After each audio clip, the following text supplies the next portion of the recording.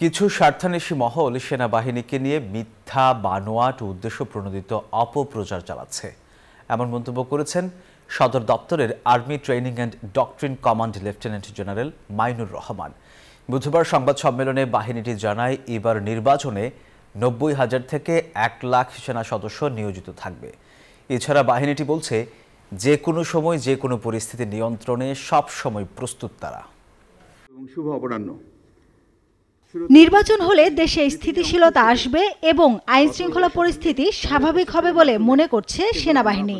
সামাজিক যোগাযোগ মাধ্যমে অপপ্রচার রোধে করণীয় নিয়ে সাংবাদিকদের প্রশ্নের জবাবে সেনা সদর জানায়, বাহিনী আগের থেকে অনেক বেশি ঐক্যবদ্ধ। আমরাও চাই একটা সুষ্ঠু নির্বাচন অনুষ্ঠিত হোক এবং আমরা সেনানিবাসে ফেরত আসতে পারি। বুধবার দুপুরে ঢাকা সেনানিবাসের অফিসার্স ম্যাচে সংবাদ সম্মেলনে এসব কথা জানায় সেনা সদর।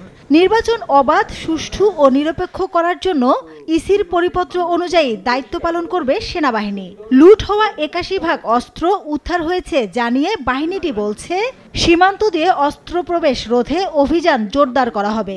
নির্বাচনকালীন সময়ে আমরা ৯০,০০০ থেকে ১ লক্ষ সেনা সদস্য মাঠ পর্যায়ে আমরা নিয়োজিত করব।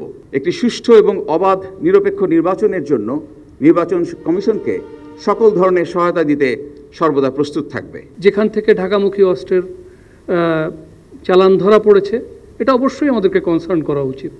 একমাত্র স্মার্ট সিটি বসুন্ধরা, আধুনিকতায় এক ধাপ এগিয়ে। আমরা অবশ্যই এটা নিয়ে চিন্তিত, but at the same time এই যে ধরা পড়েছে এটাও তো একটা সাফল্য। সো আমরা আমাদের অভিযান জোরদার করব।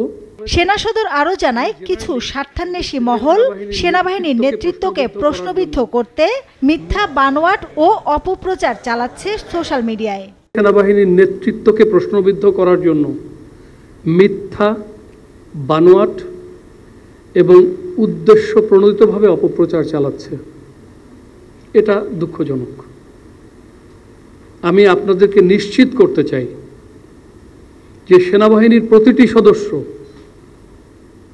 সেনাবাহিনী প্রধান এবং সেনাবাহিনীর সিনিয়র লিডারশিপের প্রতি শতভাগ অনুগত এবং বিশ্বস্ত রয়েছে।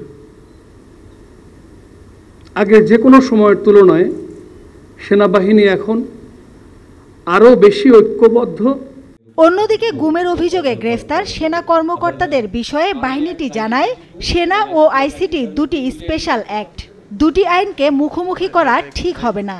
আমাদের যারা অফিসাররা আছেন তাদের যে রাইটস আছে, রাইটস অ্যান্ড প্রিভিলেজেস, সেটার সম্পর্কেও আমরা ওয়াকিবহাল আছি এবং আমরা সেটার ক্ষেত্রেও সরকারের সাথে যোগাযোগ রাখছি এবং আমরা দুইটা অ্যাক্টকে সামনাসামনি দাঁড় করাবো না।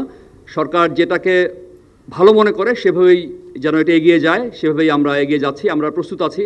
যদি এটা আর্মি অ্যাক্টের অধীনে বিচার করতে বলে তাহলে আমরা করতে পারবো, সেভাবে আমরা প্রস্তুতি নিচ্ছি। সরকার যেভাবে ভালো মনে করবে সেভাবে অভিযুক্ত সেনা সদস্যদের বিচার প্রক্রিয়া চলবে বলেও জানায় সেনা সদর। সেটার ব্যাপারে সরকারের সাথে আমাদের এঙ্গেজমেন্ট জারি আছে। মাসুদা লাবনী, নিউজ 24, ঢাকা।